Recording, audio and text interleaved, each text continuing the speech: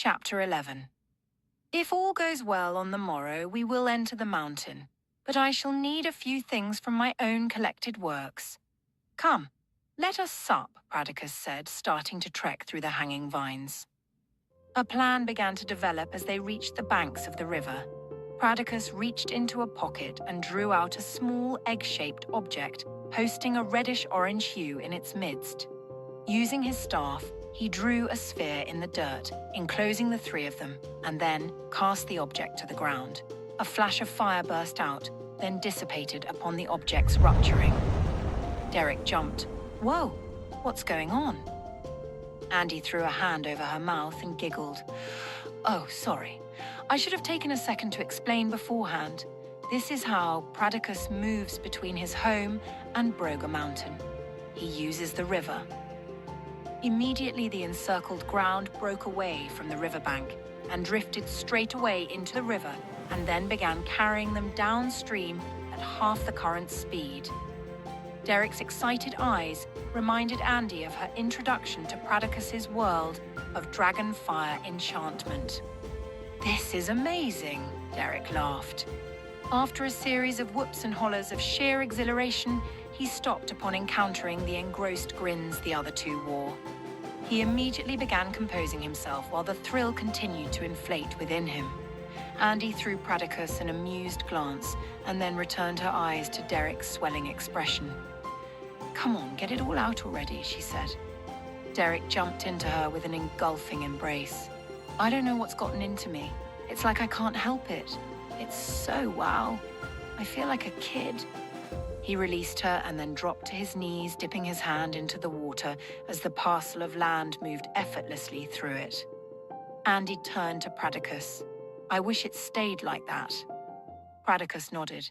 We certainly do forget all too easily. It seems the simplicities we long for are naught but a heart attitude away. Okay, back to the plan, Andy said. Yes, so we shall enter the great cavern discreetly. Then I shall send the two of thee back. Afterward, I will close the wormhole and put a stop to the use of them once and for all. Well, how do you plan on doing that with a fire-breathing dragon in there keeping it active? Derek asked.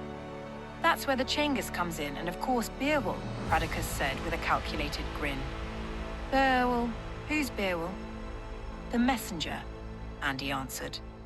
Beowulf is the crow, Velicius's dark magic pet. Wait a minute, a crow? Wasn't there a crow outside the barn before the storm hit? Andy nodded. The crow serves as Velicius's eyes. Beowulf scouts out the areas where the wormhole is sent. So Beowulf steers the wormhole. I don't. No, maybe something like that, Andy answered. Actually, I think Velicius steers it through the eyes of Beowulf. Velicius hides his wormhole in a storm, Pradicus said. Beowulf predetermines the path of the storm by searching for someone to, well, abduct.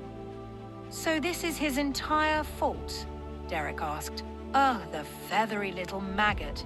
So what was the orange-reddish haze we saw falling from the storm? That was Nidre fire bleeding through the wormhole. Dragonfire gives magic its strength, Pradicus explained. It is the key to all powerful formulas. Velicius has found ways to harness it for his own use, should Lig nor Dre become eliminated. Like the little egg-like object you used a few minutes ago, Derek asked. Andy peeked at Pradicus and grinned. Yes, Visiduro. It is dragonfire, very powerful, Pradicus said. I imagine you pilfered a few of those while you were berry picking, Derek added. Pradicus returned Andy's grin with an affirming one of his own, and then relented. Perhaps a few. A few, my eye, Andy exuberated. You've got a trunk full of them.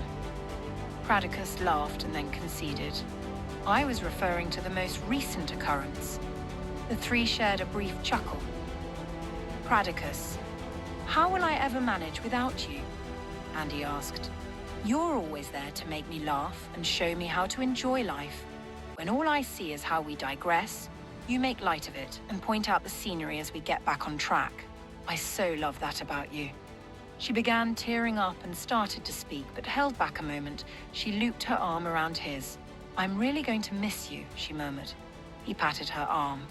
Veritas, 'tis true, he answered, and thou hast been a straight edge for mine wanderings. He turned to Derek. A blessed man assuredly awaits this one. He concluded the statement with a wink. Believing she heard whispering, Andy lifted her face toward the other two. Yes, back to our plan, Pradicus stammered. Derek, I believe thou were saying something. Yes, of course, Derek quickly answered. Yeah. He shot his eyes from one place to another in an effort to recall his line of thinking. Pradicus attempted to discreetly help him out by clearing his throat. Dragonfire, wasn't it? Andy gave them both a momentary cynical glare. What are you guys up to? Derek leapt in. Yes, the reddish-orange haze, so the Lisa guy was doing his magic through the crow's eyes, then saw us and basically thought we would make good dragon kibble. Is that it? A small smile cracked at the edges of Andy's lips. She thought of addressing their obscurity and then relented with a quiet chuckle. Yes, Derek, that seems to sum it up. Derek tossed Pradicus a vague grin and then reasserted his sincerity for their plan. Well, it seems simple to me. We can't stop at killing the dragon. We need to get rid of Velasir, Aptor as well. Not Velociraptor, you dimwit. Velicious, Andy chortled. That's what I meant, he countered with a discontented frown. He knows Pradicus helped me escape and has made several attempts to catch me again, Andy said. So now he's ticked at Pradicus for helping you, Derek commented. My boy, Velicious, has long been ticked, as thou hast said at me, for many years. Remember, he is mine brother, who has disowned me. I should say that at one time, he was my brother, Pradicus said determinedly. He's dead to me now. Whatever he has become, he is not mine brother. He paused for a moment, drawing in a lengthy breath. Mine brother was murdered a very long time ago. He sighed as he scanned the horizon. Well, are you going to try to kill him if you get the chance? Andy asked. Pradicus's eyes fell away from the conversation and landed halfway up Broga Mountain. Let me just say, he has become the core of evil itself, he said with solemn resolve. If ever I am afforded the opportunity to remove such evil from my midst, I will certainly do so. Andy leaned over to Derek. I wonder if those berries are getting to him, she whispered. Derek answered her with a questioning smirk. Well, he's not been himself since you've gotten here, which is about a day after he took the berries.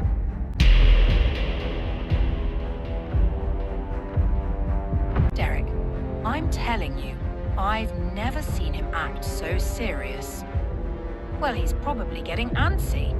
I mean, if the whole prophecy thing is within reach and he's been waiting this long to deal with his brother, look how close he is. Well, you're probably right. The two glanced back at Pradicus, whose eyes were still on the mountain. Andy thought she saw tears drawing within his eyes. Derek deepened his tone and grasped Andy's hand. Really, if that Jake, monster or thing, doesn't recognize you... He paused, then stood up straight and continued. I'd have to take him out, Andy. I know he was a friend of yours, but given the chance, I think I'd, he said, pausing once again for a moment to consider what he was truly meaning to say. Andy, I wouldn't ever be able to let him hurt you. With God as my witness, if that jackwagon so much as breathes your direction ever again, so help me, I'll put him down.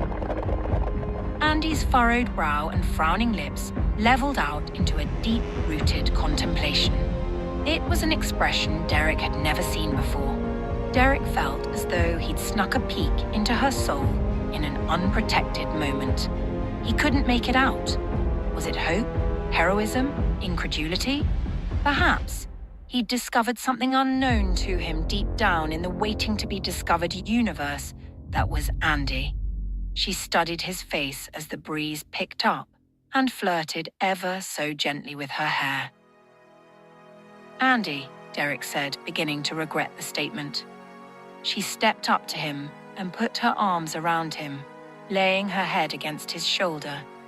Her gown rippled against him in the breeze, Occasionally wrapping itself, his sump around his legs, she held him quietly for a few minutes, while the long disregarded agony of her waiting for him the past 18 months caught up to her, and she broke.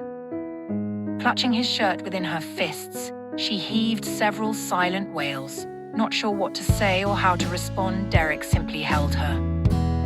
"I've missed you so much, Derek," she sobbed through her tears as she began to tremble. "About a year ago, I gave up on you and the life I once had. I just couldn't continue to hope anymore. I'm so sorry for that.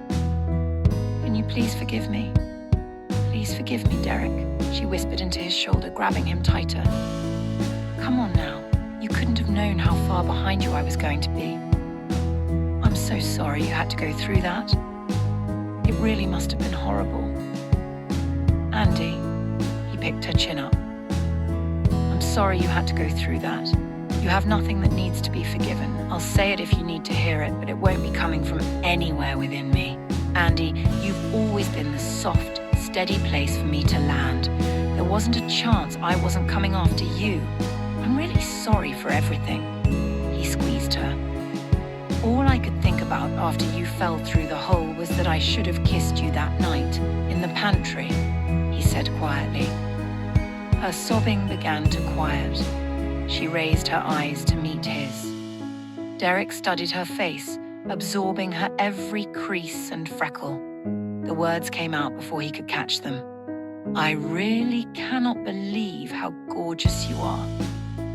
He sucked his lips in a sudden panic, wondering if he'd gone too far. She smiled softly and then mimicked his move by drawing her lips in with a playful, receptive grin. The thought of her lips eluding him once again was more than he could endure. "Oh, don't you dare," he said, placing both hands behind her head. He hesitated for just a moment, preparing to capture a memory well worth preserving, then closed his eyes and kissed her. She let out a quiet whimper as their lips pressed together. With his thumb, he wiped the single tear descending upon her cheek. Derek savored the novel tenderness of her lips. An exhilarating thrill ran through his body like electricity, leaving his knees weak. He felt his pulse double, all the while pounding like a titan within his chest. The knotting in his stomach he'd felt earlier returned twofold, then threefold, and, without notice, stole his breath. Suddenly he realized those few seconds in time were perfect. It was the purest moment he'd ever known. Opening his eyes, he slowly drew his head back, separating his lips from hers with a whisper soft break. He caught her for just a second in complete defenselessness, eyes yet closed as if in a dream a million miles away. He gazed upon the face of an angel. Of this he was certain. She opened her eyes, and as she did, a tense, hesitant expression arose. "Derek," she said, but was cut off. "I'm right here. I'm not going anywhere. I'm not ever going to leave you. I'm right here, Andy, for always." He wrapped both his arms around her and then rested his cheek against the top of her head.